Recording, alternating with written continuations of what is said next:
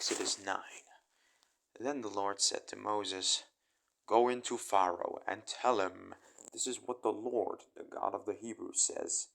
For if you refuse to let them go and hold them still, behold, the Lord's hand is on your livestock which are in the field, on the horses, on the donkeys, on the camels, on the herds, and on the flocks, with a very grievous pestilence. The Lord will make a distinction between the livestock of Israel and the livestock of Egypt, and nothing shall die of all that belongs to the children of Israel." The Lord appointed a set time, saying, "Tomorrow the Lord shall do the thing in this land." The Lord did that thing on the next day, and all the livestock of Egypt died, but of the livestock of the children of Israel not one died. Pharaoh sent, and behold, there was not so much as one of the livestock of the Israelites dead. But the heart of the Pharaoh was stubborn, and he didn't let the people go. The Lord said to Moses and to Aaron, "Take handfuls of ashes of the furnace, and let Moses sprinkle it toward the sky in the sight of Pharaoh. It shall become small dust over all the land of Egypt, and shall be a boils and blisters breaking out on land, on man, and on animal, throughout all the land of Egypt." They took ashes of the furnace and stood before Pharaoh, and Moses sprinkled it up toward the sky, and it became boils and blisters breaking on man and on animal. The magicians couldn't stand before Moses because of the boils, for the boils were on the magicians and on all the Egyptians. The Lord hardened the heart of Pharaoh, and he didn't listen to them. As the Lord had spoken to Pharaoh, the Lord said to Moses, "Rise up early in the morning and stand before Pharaoh and tell him, this is what the Lord, the God of the Hebrews, says. For this time I will send all my plagues against your heart, against your officials, against your people, and you may know that there is no one like me in all the earth. For now I would have stretched out my hand and struck you and your people with pestilence, and you would have been cut off from the earth.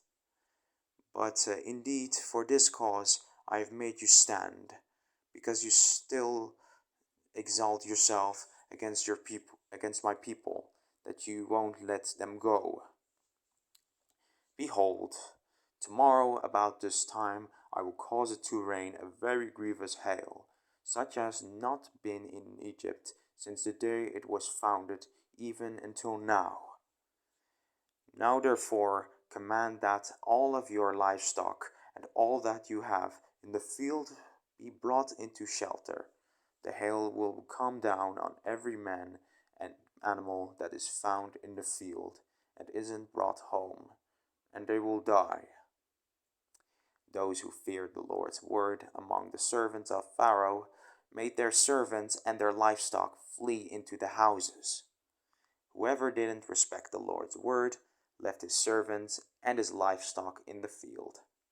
The Lord said to Moses, "Stretch out your hand toward the sky, and there may be hail in all the land of Egypt, on man and on animal, and on every herb of the field throughout the land of Egypt."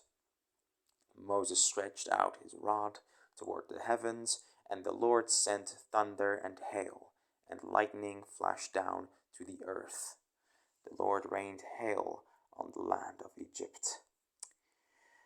So there was very severe hail, and lightning mixed with the hail, such as had not been in all the land of Egypt since it became a nation. The hail struck throughout all the land of Egypt, all that was in the field, both man and animal, and the hail struck every herb of the field, and broke every tree of the field. Only in the land of Goshen, where the children of Israel were, there was no hail. Pharaoh sent and called before Moses and Aaron and said to them, I have sinned this time. The Lord is righteous, and I and my people are wicked. Pray to the Lord, for there has been enough of all of mighty thunderings and hail. I will let you go, and you shall stay no longer. Moses said to him, As soon as I have gone out of the city, I will spread out my hands to the Lord.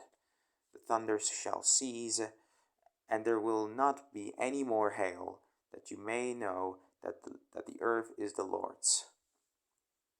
But as for you and your servants, I know that you don't yet fear the Lord God.